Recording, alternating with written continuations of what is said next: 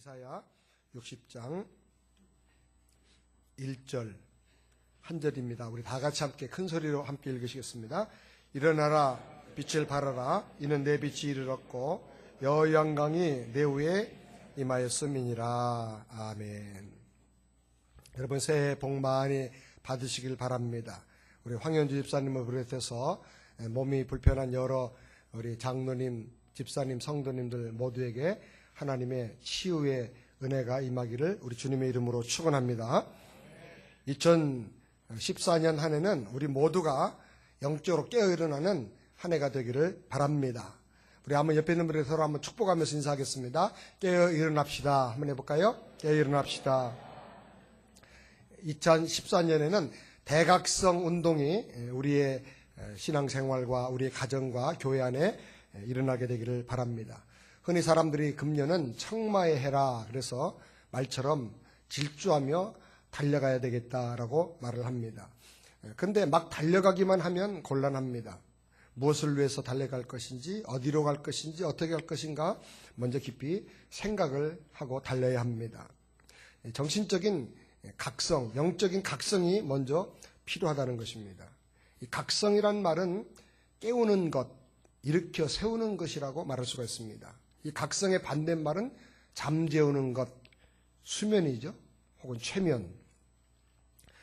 며칠 전에 제가 감기에 걸려가지고 수면제가 좀 세게 들어있는 약을 먹었는지 의사가 처방한 대로 먹었더니 하루 종일 잠이 취해가지고 깨어있는데도 자는 것 같고 얼마나 이 잠에 취해서 움직일 수가 없는 그런 현상을 경험했는지 모릅니다. 때로는 잠이 필요할 때가 있습니다. 잠자면서 치유가 일어나고 회복이 되기 때문에. 그러나 사람이 평생 잠만 자고 사면 큰일 나겠죠. 우리가 정상적인 생활 발전하면서 건강하게 사는 삶을 살려고 하면 각성하고 깨어 일어나야 합니다. 잠잘 때가 있지만 이제 깰 때가 있습니다. 금년 한 해는 우리가 깨어 일어나는 한 해가 되기를 우리 주님의 이름으로 축원합니다. 우리가 왜 깨어서 각성하고 살아야 할 것인가? 저는 몇 가지 이유를 생각을 하는데 먼저는 가는 세월 때문에 그렇습니다. 내가 보낸 것도 아닌데 세월이 화살보다 총알보다 더 빠르게 나를 떠나가고 있습니다. 내가 떠난 것도 아닌데 내가 보낸 것도 아닌데 벌써 그 아름다웠던 시간과 만남과 그 아름다웠던 사건들이 저 멀리 지나가는 추억이 되고 있습니다.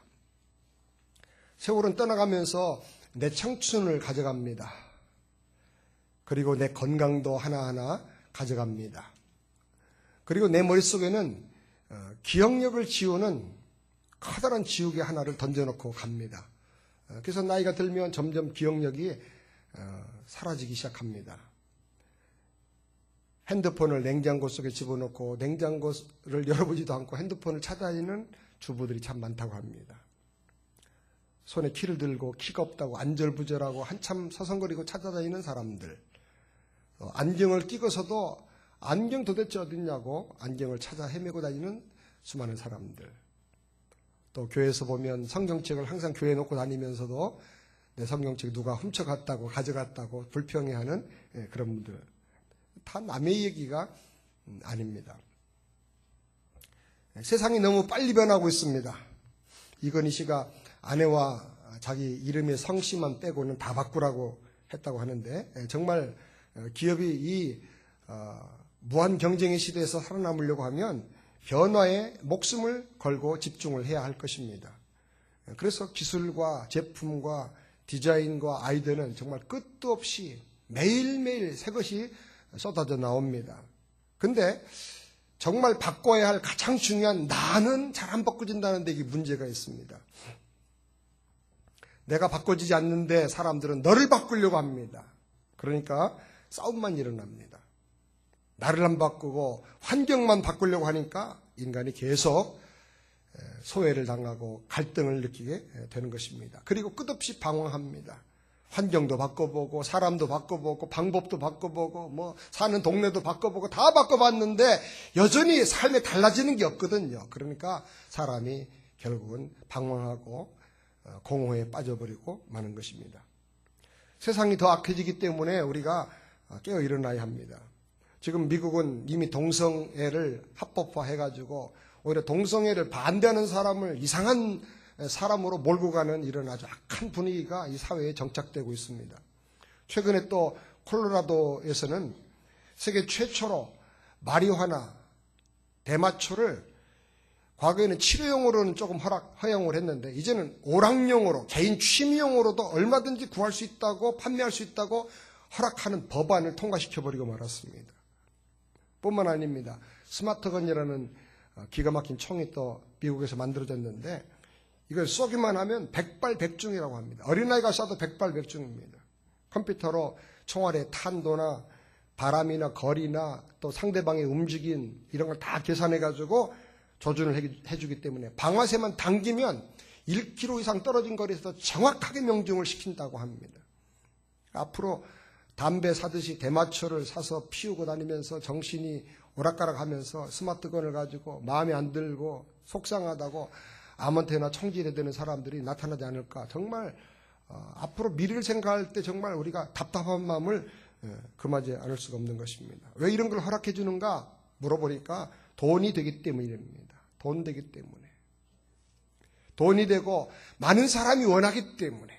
많은 사람들이 그걸 좋아하기 때문에. 사람이 좋아하고 많은 사람이 지지하면 뭐 선악을 구분하지 않고 다 합법해 주는 이런 세상이 되었고 그런 현장이 바로 이 청교도의 신앙으로 세워진 미국이라는 나라가 지금 그렇게 변질되고 있다는 사실을 우리가 알아야 합니다. 그래서 우리가 정신을 차리고 깨어 일어나야 합니다. 아멘입니까? 그리고 주님 다시 오실 날이 점점 다가오고 있기 때문입니다. 우리는 점점 증가하는 지진과 화산 폭발과 홍수와 기근과 재해들을 눈여겨봐야 합니다. 2004년에 쓰나미로 인해서 20만 명 이상이 죽음을 당했습니다. 그러나 2010년은 세계적으로 30만 명 이상이 목숨을 잃었습니다. 2010년부터 학자들의 말에 의하면 희생자들의 수가 점점 증가하고 있다고 말합니다. 2010년 1월 달에 해리의 지진으로 말미암아 22만 5천 명 이상이 죽었고 100만 명의 이재민이 발생했습니다. 그 후에 10월 달에 홀레라가 다시 퍼져가지고 3,300명이 죽었습니다. 그리고 몇 주 지나지 않아서 칠레에서 지진이 일어나서 1,000여 명이 죽었습니다. 그리고 러시아에서는 화재와 더위로 5만 6천 명이 죽었습니다. 파키스탄과 중국에서 홍수로 3,200명이 죽었습니다. 2010년에만 950여 개의 큰 재난이 전 세계에서 일어났다고 합니다. 이것은 하루에 3가지 이상의 재난이 계속 일어났다는 말입니다. 문제는 지금 분명히 지구에 엄청난 변화가 일어나고 있는데 이것이 아무도 부인할 수 없는 확실한 사실인데 그 원인이 무엇인지 도대체 아무도 알 수가 없다는 것입니다. 전문가들의 눈에 비춰진 지구는 마치 커다란 신문지를 강한 힘으로 찢어내는 것처럼 갑자기 찢겨나가는 그런 현상들이 각계 도처에서 지금 일어나고 있다는 것입니다. 충격적인 것은 진도 7 이상의 지진 발생 건수가 점점 급격하게 증가한다는 사실입니다. 2000년대에 와서 진도 5 이상의 지진이 500건을 넘었다고 합니다.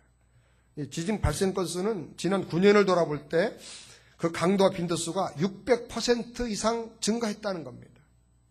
지진의 그 진도 7 이상의 지진은 2010년에만 22번이 발생을 했는데 그것은 그전에 비해서 72%가 증가한 거라고 합니다. 특별히 환태평양 조산대에 위치한 나라들, 뉴질랜드라든지 일본, 알래스카, 또 미국 서부 지역, 또 칠레 남부까지의 이 남미 나라들, 지진과 화상활동이 정말 눈에 띄게 증가하고 있다고 합니다. 백두산도 꿈틀거린다고 말하지요. 가만히 보면 성경이 경고하고 있는 종말의 징조들을 그대로 보여주고 있는 그 말씀이 이게 현실로 지금 다가오고 있구나라는 것을 어린아이도 성경을 읽고 현실을 보면 금방 느낄 수 있는 그런 정황들이 나타나고 있다는 것입니다. 환란의 때가 우리 앞에 도래하고 있습니다. 어느 날인지는 알 수 없지만 어느 날 갑자기 주님께서 세상을 흔드시며 악한 자들을 심판하시고 하나님을 믿고 신앙의 절개를 지킨 주의 백성들을 구원하기 위해서 이 세상을 심판으로 재림하시는 날이 언젠가 들이닥칠 것이라는 것입니다. 그날이 도둑같이 임할 거라는 것입니다. 하나님께서는 이런 징조들과 사건들을 통해서 자기 백성들을 향해서 메시지를 주고 계십니다. 너희는 잠자는 자 가운데서 깨어 일어나라 하는 것입니다. 우리가 종말의 징조들을 더 많이 자세히 살펴볼 수도 있지만은 한 단면, 화산 지진 문제만 봐도 이렇게 심각한데 그 밖에 여러 가지 징조들을 보면 끝도 없습니다. 성경은 우리가 깨어 일어나야 한다고 말씀합니다. 베드로전서 5장 8절 말씀 우리 다 같이 함께 보겠습니다. 근신하라 깨어라 너희 대적 마귀가 우는 사자같이 두루다니며 삼kel자를 탔나니. 마귀는 한 사람이라도 더 멸망시키기 위해서, 한 사람이라도 그 구원받는 사람을 타락시키고 멸망시키고 자기 졸개로 만들기 위해서, 함께 지옥 가는 사람 만들기 위해서 우는 사자처럼 삼키러 사람들을 찾고 있다는 것입니다. 정신적으로 타락시키고 도덕적으로 타락시키고 그 사람을 삼키려고 한다는 것입니다. 그러므로 깨어서 경성해야 한다는 것입니다. 이사야 40장 6절, 60장 1절 말씀도 함께 다 같이 보시겠습니다. 일어나라 빛을 발하라 이는 내 빛이 이르렀고 여호와의 영광이 내 위에 임하였습니다. 이 말세의 마지막 때 하나님께서 종말에 하나님 백성들에게 마지막 은혜를 주실 때가 온다는 겁니다. 일어나라는 겁니다. 빛을 발할 때가 온다는 겁니다. 마지막 은혜의 단비를 부어주셔서 마지막 때 하나님 백성들 전 세계 선교 사역을 감당하면서 추수하게 하는 그런 날이 온다는 겁니다. 그러므로 온 세계는 캄캄해지고 만민은 다 어두움 속에서 방황할 것이지만은 너들에게는 하나님이 빛을 비출 것이니 너희 백성들은 일어나라는 겁니다. 일어나 빛을 발하라는 것입니다. 사랑하는 여러분, 저와 여러분 이 하나님의 약속의 말씀을 붙들고 사명을 자극하며 깨어 일어나는 금년 한 해가 되기를 우리 주님의 이름으로 축원합니다. 저는 개인적으로 이대로 살기를 원하지 않습니다. 좀 새로워지기를 원합니다.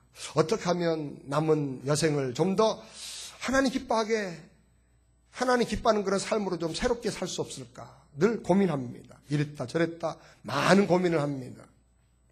그러나 그 중에 가장 중요한 것은 더 성령 충만하기를 원합니다. 바울의 고백처럼 겉사람은 점점 후패해지지만 속은 날로 새로워지기를 정말 갈망합니다. 그럼 어떻게 하면 우리가 깨어서 일어나서 정말 날마다 새로운 그런 삶을 살 수 있을까? 이 속사람의 연약해짐에 상관없이 어떻게 하면 영적으로 더 건강한 삶을 모세같이 갈렙같이 그렇게 살 수는 없을까? 네 가지를 이 아침에 생각하기를 원하는데, 첫 번째로 내가 깨어 일어나는 첫 번째 방법은 내가 먼저 회개하는 것입니다. 따라서 내가 먼저 회개하는 것이다. 하나님의 은혜는 내가 회개할 때 그때부터 시작이 됩니다. 기독교 복음의 가장 중요한 핵심 메시지는 회개하라는 것입니다. 마태복음 4장 17절 말씀을 다 같이 함께 읽겠습니다.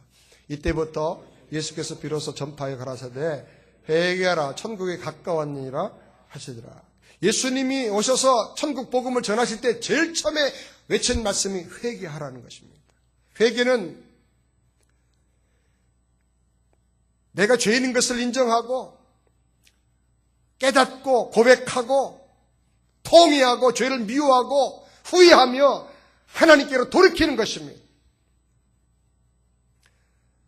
죄와 연결고리가 끊어져야 하나님의 은혜의 세계로 나갈 수가 있는 것입니다.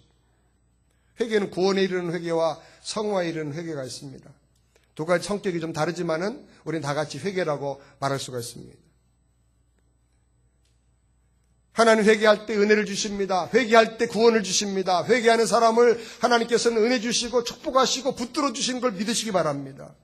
회개를 통하지 않고는 은혜 받을 길이 없습니다. 그럼 우리는 어떤 일을 만나든지 무슨 일을 만나든지 항상 기회가 되면 회개하는 사람이 되어야 합니다. 구원받는 회개는 평생 한 번이지만 성화에 이르는 회개는 평생 수없이 반복해야 합니다. 회개는 성화에 이르는 지름길입니다. 많이 회개할수록 더 많이 성화가 됩니다. 깊이 회개할수록 더 인격 깊은 곳까지 회개가 되는 것입니다. 처음에는 행동의 회개만 하지만 그 다음에 말, 실수한 것도 회개하게 되고, 생각을 잘못 푼 것도 회개하게 되고, 감정을 잘못 관리한 것도 회개하게 되고, 그래서 점점 성화가 깊은 곳까지 이르게 되는 것입니다. 제가 박은선 박사님 신학교에서 만나고 그분을 통해서 배운 개혁주의 신앙의 정신을 이렇게 정리를 여러 번 하게 되는데, 여러 가지가 있지만 그 중에 정말 보배 같은 것은 말씀 의존의 사색을 해라. 하나님 말씀을 늘 의지해서 자나 깨나 말씀을 묵상하고, 무슨 일을 만나든지 무슨 일을 생각하든지 무슨 일을 결정하든지 항상 하나님 말씀이 뭐라고 하는가, 하나님 말씀에서 답을 찾고 하나님 말씀이 가는 데까지 가봐라. 그러면 성품도 변화되고, 그리고 하나님의 말씀이 성취되는 것을 경험하게 됩니다. 개혁주의 특징이 뭐냐? 말씀 가는 데까지 가는 게 개혁주의다. 그리고 고난을 자청하는 희생정신을 가지고 목회를 하고 사역을 해라. 좋은 곳에서 대우 잘해주는 곳에서 오라고 그래도 고난 있는 곳을 택하는 것이 좋은 목자다. 좋은 것 대접받으려고만 그렇게 마음에 들떠다니면 목회자는 타락하기 쉽다. 그리고 목숨 걸고 기도하는 열정의 개혁신앙을 가져야 된다. 개혁주의가 차리찬 개혁주의가 되면 안 된다. 장로교회가 차가우면 안 된다. 뜨거운 장로교회 돼야 된다. 강조하셨어요. 그리고 아주 중요한 것은 항상 내가 먼저 회개하는 거다. 내가 먼저 회개하는데 해답이 있고, 내가 먼저 회개하는데 모든 문제의 해결점이 있다는 겁니다. 내가 먼저 회개하면 하나님이 나에게 은혜를 주시고, 내가 먼저 회개하면 우리 공동체와 가정에 변화를 주십니다. 천국이 됩니다. 아멘입니까? 그러나 너 달라지라고 말하면 항상 싸움만 일어나고 갈등만 일어납니다. 우리 한번 말을 이어서 만들어 봤으면 좋겠는데요. 내가 먼저 회개하면, 그럼 여러분은 변화되고 천국 된다. 그렇게 한번 해보시죠. 내가 먼저 회개하면, 그 다음에 너를 바꾸자고 하면, 제가 그러면 여러분이 싸움판 되고 지옥 된다. 그렇게 한번 해보세요. 너를 바꾸자고 하면, 집에 가서 집을 당장 지옥 만드는 방법은 너 바꿔. 너 틀렸어. 그러면 싸움판 됩니다. 그러나 여보 미안해. 내가 잘못했어. 알았어. 내가 잘못했어. 그러면 하나님의 은혜를 주시고 천국이 될 줄 믿습니다. 내가 먼저 회개할 때, 내가 먼저 책임을 걸머지려고 할 때 은혜 주시고 내가 믿음의 사람 되고 살아나는 겁니다. 그것이 이상한 방법이죠. 깨어 일어나는 거예요. 기독교의 파라독스예요. 내가 낮아지고 내가 깨질 때 하나님이 나를 이렇게 세워주세요. 두 번째로는 하나님 중심의 믿음으로 살길 바랍니다. 나 중심의 신앙은 그것도 믿음이긴 믿음이지만 기복신앙이라 그럽니다. 그런 신앙은 하나님 믿는 신앙이 아니라 우상을 믿는 미신신앙과 다를 바가 없습니다. 부처 믿고 선앙당에 가서 어떤 잡신을 믿는 거 대신에 하나님을 대신한 거와 똑같대요. 항상 비나이다 나한테 복 달라 건강 달라, 그것이 신앙생활의 전부라면 그거는 잘못된 신앙인 것입니다. 구약의 이스라엘 백성들은 바알 우상을 섬기다가 심판당하고 멸망당했습니다. 그들은 하나님을 믿는다고 하지만 항상 자기 사업, 자기 가정, 자기 행복, 자기 건강, 자기 유익만 구하다가 하나님 안 보이니까 보이는 하나님 만들자 그래서 바알신, 아세라 목상을 만들어가지고 성전에까지 신당들을 세워놓고 우상을 숭배했던 것입니다. 여러분, 현대의 바알 숭배는 뭐냐? 기복신앙이 바로 바알 숭배인 것입니다. 물론 하나님 우리에게 복을 주시는 하나님이세요. 하나님 앞에 우리가 건강도 달라고 기도하고 우리 기업에도 복을 달라고 기도하고 우리 자녀들을 위해서 하나님 은혜를 달라고 기도해야 됩니다. 그러나 그것은 목적이 분명합니다. 하나님 영광을 위해서 내가 헌신하고 사명을 감당하기 원하니 하나님께서 은혜를 달라고 기도하는 것입니다. 아멘입니까? 목적도 없이 그냥 내 이익과 내 행복이 목적이라고 하면 그거는 우상숭배와 다를 바가 하나도 없는 것입니다. 그럼 우리가 나 중심의 신앙을 가지고 교회 생활을 계속 평생 한다고 하면 그것은 예수 믿고 거듭난 사람의 삶이라고 결코 말할 수가 없는 것입니다. 고린도후서 5장 15절 말씀을 다 같이 함께 보겠습니다. 제가 모든 사람을 대신하여 죽으심은 산자들로 하여금 다시는 저희 자신을 위하여 살지 않고 오직 저희를 대신하여 죽었다가 다시 사신 자를 위하여 살게 하려 하십니다. 구원받은 사람이라면 이제 사는 목적이 다르다는 겁니다. 내가 아니라 나를 위해서 죽으신 그분을 위해서, 나를 구원하신 그분을 위해서 내가 산다는 것입니다. 이제는 내가 아니라 주님을 위해서 살겠다는 것입니다. 너희는 먼저 그의 나라와 그의 의를 구하라. 그리하면 이 모든 것을 너에게 더하시리라. 아멘. 우리를 돌아볼 때 우리는 그동안에 이 본질을 놓치고 덤으로 주시는 것, 있어도 좋지만 없어도 별 문제 아닌 그런 덤으로 주시는 것을 내가 본질처럼 붙잡고 살진 않았는가 한번 돌아볼 필요가 있습니다.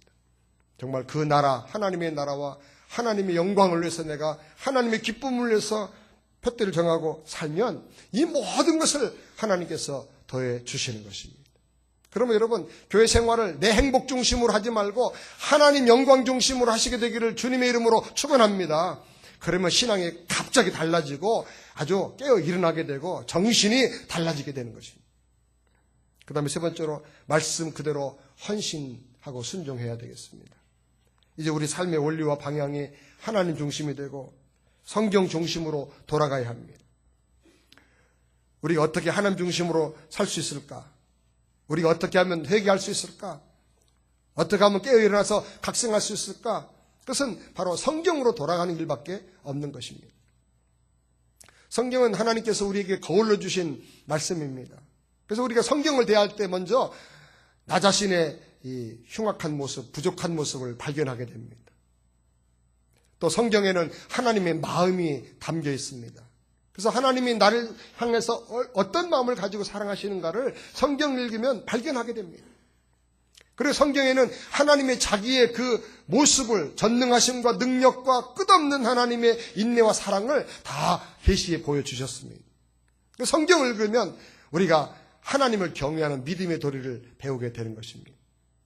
성경을 통해서 내가 죄를 회개하게 되고, 성경을 통해서 하나님의 마음을 읽게 되고, 성경을 통해서 하나님의 그 전능하심을 우리가 직면하게 되는 것입니다. 그래서 성경 앞에 설 때 우리가 강한 믿음이 생겨나는 것입니다.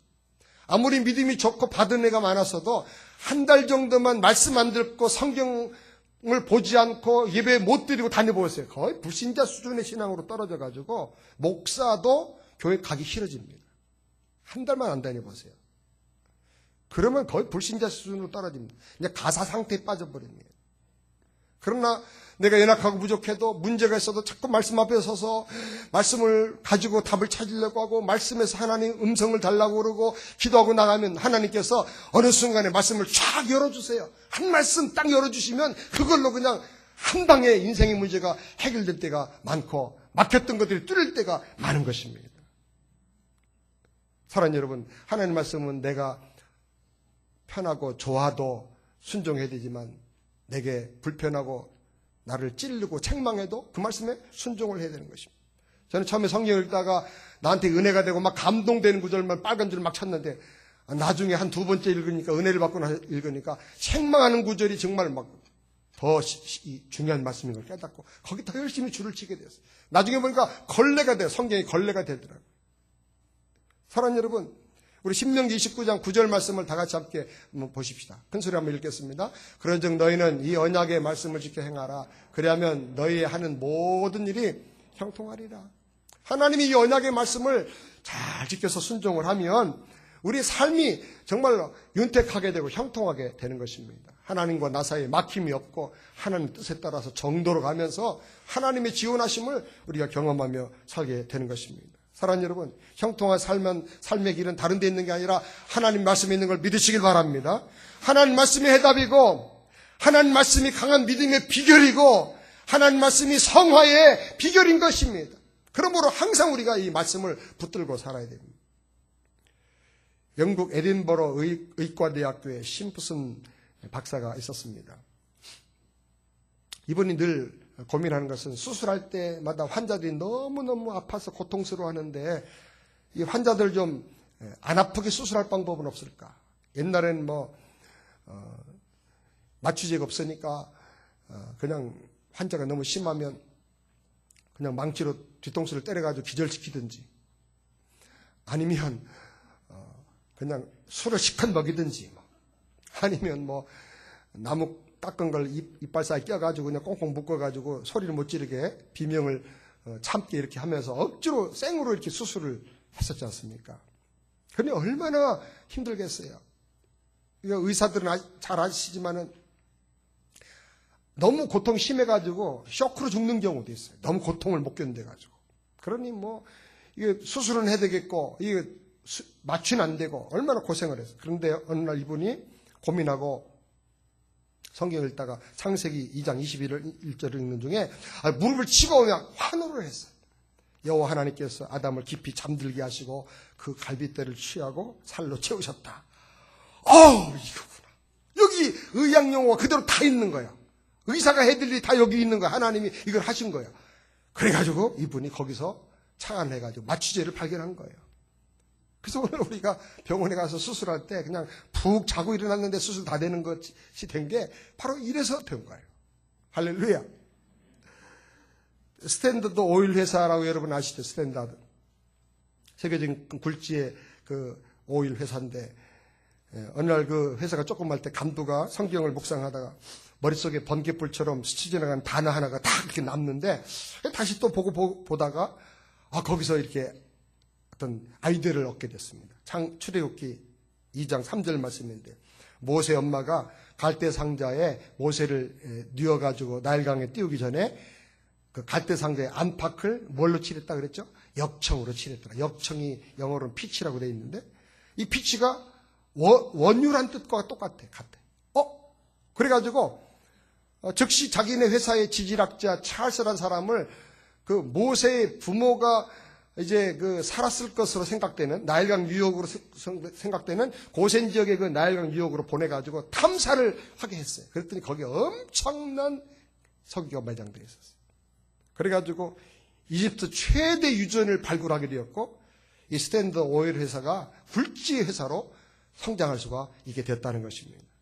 사랑하는 여러분, 하나님 말씀은요, 어디를 읽어도 다 진리고, 그 말씀 가운데 하나라도 영감을 받고 나가면, 그 말씀 붙들고 나가면 각 방면에서, 사업에서, 신앙에서, 또 정신에서, 모든 부분에서 하나님께서 형통함을 주시는 걸 믿으시길 바랍니다. 그럼 우리가 말씀 그대로 믿고 순종하며 헌신하게 되길 바랍니다. 마지막 네 번째로, 우리가 모이면 기도하고 흩어지면 전도해야 되겠습니다. 이것은 초대교회 때부터 나오는 구호입니다. 한번 따라서 합시다. 모이면 기도하고 흩어지면 전도하자. 우리 창세기 사도행전 6장 4절 말씀 함께 보실까요? 다 같이 읽겠습니다. 우리는 기도하는 것과 말씀 전하는 것을 전무하리라. 바로 여기서 나온 말이죠. 모이면 기도하고 흩어지면 전도하자. 기도와 전도. 교회에서 아마 얘기하는 슬로건 중에 아마 가장 퍼펙트한 슬로건이 바로 이거 아닌가 싶어요. 아무리 강조해도 부족한 게 기도입니다. 기도가 능력의 통로입니다. 기도 외에는 하나님의 능력이 나갈 방법이 없다고 그랬습니다. 너희가 얻지 못하면 구하지 아니하며 구하는 이마다 받을 것이고 찾는 이가 찾을 것이고 두드리는 이에게 열릴 것이니라. 아멘. 그럼 우리 교회의 모든 모임은 기도 중심의 모임이 되면 좋겠습니다. 회의는 줄이고 기도를 많이 해야 됩니다. 문제가 생기면 회의하면서 자꾸 의논만 하려고 하지 말고 기도를 많이 하는 게 필요합니다. 의논해도 답이 없는 문제들이 많거든요. 기도를 하면 하늘이 열리거든요. 하늘이 열려요. 저도 참 미숙한 목회를 하는데 늘 회의만 자꾸 하게 돼요. 회의하다가 기도를 좀 하자고 해야 되는데 자꾸 그걸 놓쳐버려요. 우리가 기도를 해야 됩니다. 기도를 해야 살 길이 열리고 하늘의 길이 열리는 걸 믿으시기 바랍니다. 오늘날 교회가 능력을 잃어버린 이유는 기도의 무릎을 잃어버렸기 때문에 그렇습니다. 어떤 분들은 교회에 와서도 세상처럼 재밌기를 원하는데 그는 번지수를 잘못 짚은 겁니다. 교회는 만민이 기도하는 집입니다. 아멘. 교회도 물론 재미는 있습니다. 무슨 재미냐? 기도 응답 받는 재미. 아멘. 말씀대로 변화되는 재미. 아멘. 성들이 사랑으로 교제하고 섬기는 재미. 이 세상과 다른 재미가 교회 안에 있지요. 우리가 더욱 기도에 힘쓰는 교회가 되기를 우리 주님의 이름으로 축원합니다. 그리고 우리는 말씀 전하는 일에 전력을 다해야 되겠습니다. 나를 구원하기 위해서 누군가가 복음을 전해 주었습니다. 그래서 오늘 내가 예수 믿고 구원받게 된 것입니다. 내가 그냥 믿은 게 절대 아니죠. 한국에 복음을 전해주기 위해서 1866년 9월 2일 날 토마스 선교사님이 대동강에 쇼면을 타고 와서 예수 믿으세요라고 복음도 제대로 못 전하고 그냥 목이 잘려 죽게 됩니다. 그럴 때 마지막으로 내던져 준 것이 성경이었어요. 근데 그 성경을 받고 목을 쳐서 죽인 그 사람이 나중에 회개하고 성경 읽다가 회개하고 첫 번째 영수가 돼요. 전도자가 돼요. 그러면서 한국에 복음이 증거됐어요. 한국에서 선교당한 선교사님들이 몇 명이나 되는가 제가 좀 궁금해서 자료를 뒤지다 보니까 양화진 선교사 묘역에 묻혀있는 외국인 선교사만 417명입니다. 근데 거기에 묻혀있는 최초의 선교사님이 J.W. 헤론이라는 선교사입니다. 잘 우리가 모르는 분이에요. 그분이 최초에 묻혔어요. 그러니까 토마스 선교사님, 언더우드, 아펜설라 그 이전에 했던 선교사님들은 한 사람도 거기 묻히질 않았어요. 그분들 빼고도 417명이에요. 그러니까 얼마나 많은 분들이 와가지고 젊은 생애를 바치고 청춘을 바치고 자기의 전생을 바쳐가지고 어떤 때는 일대 아버지가 돌아가시고 그 다음에 또 아들이 와서 죽고 또 죽고 그러면서 몇 대 걸쳐가지고 선교를 하면서 순교를 한 것이 오늘 한국교회가 이렇게 성장하게 된 밑거름이 된 것입니다. 사랑하는 여러분, 나 한 사람을 예수 믿게 하기 위해서 하나님이 얼마나 많은 사람들의 눈물과 피를 흘리게 하셨는가 우리가 생각을 해야 합니다. 오늘 내가 예수 믿고 구원받은 거 저절로 된 게 아닙니다. 수없이 많은 선교사님들의 전도와 눈물과 피 속에서 복음이 오늘 나에게 전해진 것입니다. 그렇기 때문에 한 달에 몇십 불 선경금 해가지고 선교사님 후원하는 거 이거는 너무나 당연한 일입니다. 이건 부담으로 느껴서는 안 될 일입니다. 그리고 우리 주변에 믿지 않는 사람들, 내가 침묵하고 내가 그들을 위해서 기도하지 않으면 저 영혼은 도저히 구원받을 길이 없다는 겁니다. 하나님께서 그래서 나에게 보내주신 것이고 우리에게 만나게 하신 것입니다. 이런 마음을 우리가 깨달을 때, 이런 마음을 가질 때 각성하고 깨어 일어나게 되는 것입니다. 예수의 복음을 모르고 죽어가는 저 영혼들을 위해서라도 깨어 일어나는 저와 여러분 되기를 우리 주님의 이름으로 축원합니다. 다시 함께 기도하겠습니다.